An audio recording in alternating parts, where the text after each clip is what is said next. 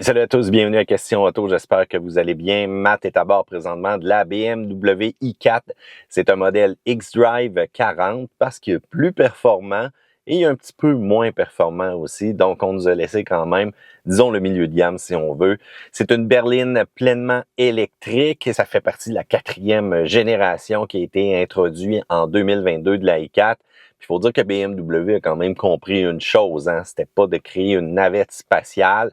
On a quand même appris peut-être du i3, le i3 que je ne détestais pas, que j'ai trouvé quand même un certain plaisir à voir comment qu'on avait dessiné le véhicule, oui, mais surtout tout le côté un peu plus consciencieux au niveau de l'écologie, voire même l'empreinte carbone lors de la production de ce véhicule-là. Mais les pneus en hiver, ça c'était ouf. Donc là, qu'est-ce qu'on a fait? On arrive avec la série i4 qui est pas mal une copie un peu des modèles série 3 et série 4.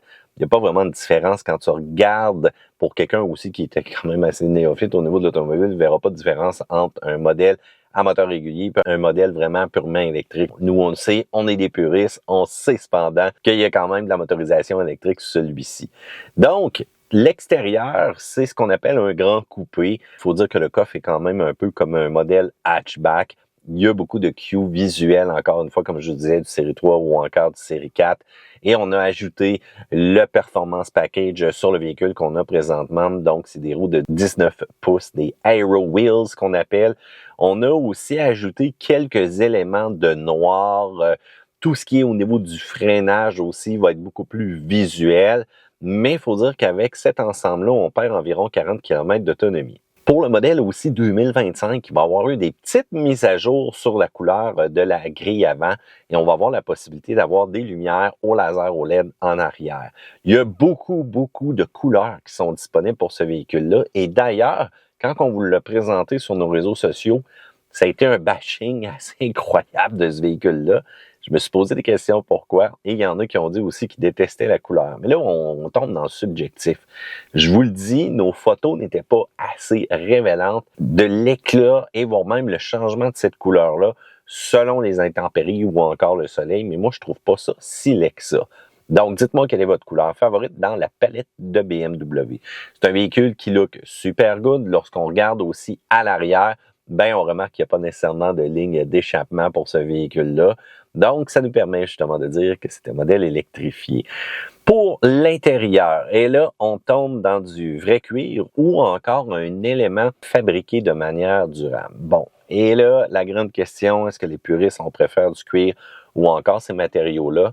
Pour en être équipé à l'intérieur, présentement, je vais être franc avec vous, si on peut éviter la consommation de cuir, alors pourquoi pas? On ne fait pas une grande différence, et que dire de l'odeur à l'intérieur du véhicule qui donne vraiment l'impression que c'est du vrai cuir. On peut personnaliser l'intérieur de ce véhicule-là de multiples façons. Bon, oui, par la couleur, mais non seulement les appliquer au niveau du grain ici. Nous, on a comme un genre de simili-bois avec des bordures argentées comme on a un peu ici. C'est de toute beauté cependant. Et que dire lorsqu'il fait un peu plus sombre à l'intérieur du véhicule, c'est là qu'on remarque encore mieux, je trouve, la finition avec les petites barres de lumière qui apparaissent. La pièce centrale, bon, qu'on remarque tout de suite en prenant place, c'est quoi? C'est les deux grands écrans. Il y en a un qui est de 14,9 pouces, il y en a un qui est de 12,3 pouces pour le bloc instrument. Et là, vous allez me dire, ben voilà, les Coréens, ils ont copié là-dessus. Oui, ça nous rappelle un petit peu ça, mais il faut dire cependant que le système multimédia, il est juste trop wow aussi. Les couleurs sont brillantes, la résolution, la fluidité. Le seul bémol, c'est que c'est énormément chargé, là, cependant, mais on est loin de ce que vraiment les systèmes multimédia coréens nous offrent. Et on va pouvoir y aller aussi avec le contrôle de la molette classique BMW qui est dans le centre de la console centrale pour un peu gérer tout ça ou encore le tactile. C'est vraiment comme vous préférez. On a quand même un peu épuré la complication de la configuration du bloc instrument. Donc, le bouton sur le volant nous permet d'une pression d'aller chercher l'affichage qu'on veut. Un affichage aussi qui se modifie selon le mode de performance qu'on choisit au niveau du véhicule. La qualité générale du véhicule, elle est top-notch à l'intérieur. Les places arrière, c'est sûr que c'est un peu complexe quand on est très grand. Il manque de dégagement un peu, surtout là, si on a une taille défaite un peu comme nous. Cependant, ça n'a jamais été le point fort non plus des séries Model 3. Donc, on a encore un peu la répétition ici. Pour le coffre, bonne grande ouverture. C'est le côté un peu hatchback qui ressort et on est capable de mettre du stock quand même en masse dans le coffre. Du côté motorisation, ben là, on a le choix d'une propulsion ou encore d'aller avec le système X-Drive. Donc, je vous rappelle que le modèle, nous, qu'on a ici, c'est un i4 X-Drive 40. Ça commence avec 396 chevaux, 443 livres-pieds de coupe. Mais si vous promenez au niveau des modèles de la gamme, ça tourne entre 282 chevaux et 536 pour un M50.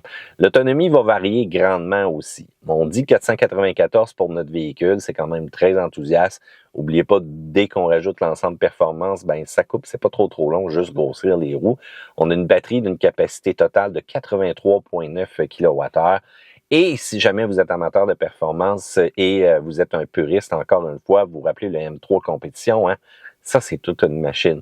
Ben dites-vous qu'un M50 est plus rapide en version électrifiée que ce M3 compétition-là. Aïe, aïe.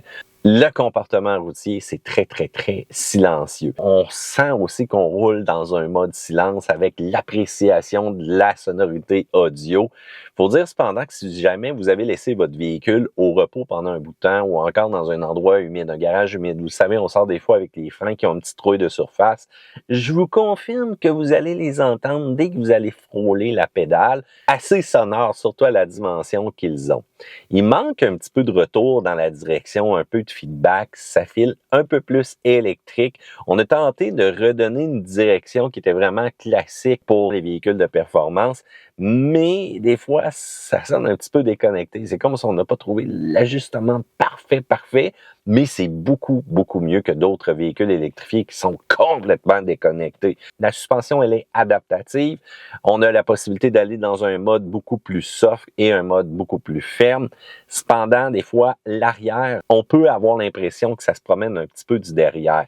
Freinage régénératif, si vous voulez aller chercher le maximum de celui-ci, vous devez passer en mode B, simplement la double pression du levier d'engagement ici, et ça à chaque fois que vous démarrez. La puissance, t'en manque pas du tout avec ce véhicule-là, et vous allez apprécier justement ce côté-là. Pourquoi?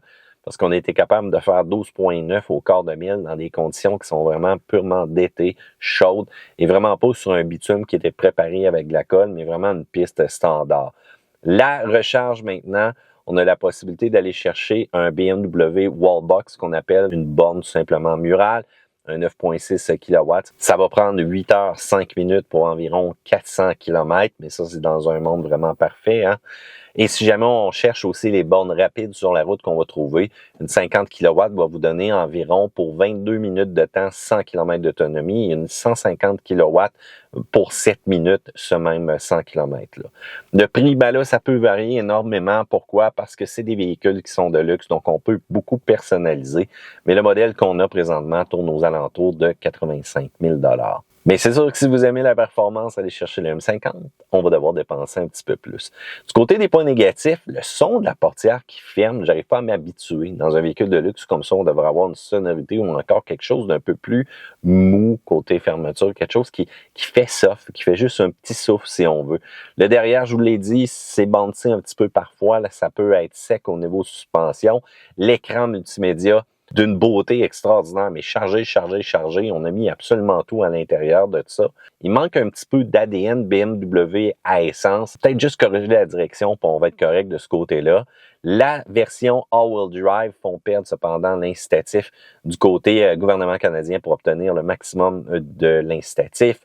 Et il faut dire aussi que la vision à l'arrière, ben, elle est quand même faible. Comme vous voyez là, présentement, là, si vous regardez comme ça ici, là, c'est pas très gros ce qu'on peut voir à l'arrière, surtout pas en intempérie. Du côté des plus, on dirait pas que c'est une berline électrique. On dirait vraiment un BMW classique. Que vous aimez ou non la grille à l'avant. Les accélérations sont bonnes. J'aimerais beaucoup essayer un M50, ça doit être fou. La qualité de l'intérieur, la technologie, absolument partout dans ce véhicule-là. On a même des caméras qui enregistrent qu'est-ce qui se passe sur la route. Vous allez me dire, ouais, Tesla avait déjà ça. Ben, on l'a dans d'autres véhicules aussi, puis ça arrive que c'est un point positif. Sans oublier tous les éléments sécuritaires avec ce véhicule-là qu'on retrouve. On a même une visualisation en temps réel de ce qui se passe autour de nous avec les véhicules qui nous entourent. C'est le véhicule électrifié le plus abordable chez BMW et il y a un site web qui est, d'une belle clarté qui nous permet d'avoir des visualisations 360 et qui nous dit exactement comment ça va nous coûter.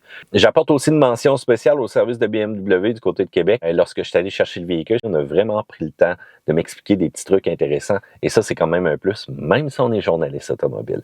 Fait que voilà, j'espère que vous avez aimé ce petit tour-là de cette nouvelle i4. Dites-moi ce que vous pensez dans les commentaires, pouce en l'air, abonnez-vous et je vous rappelle que YouTube vous suggère les petites vidéos là qui sont ici sur le coin, là, qui pourraient vous intéresser et partagez la joie de l'amour et de la performance et peut-être même du monde électrifié.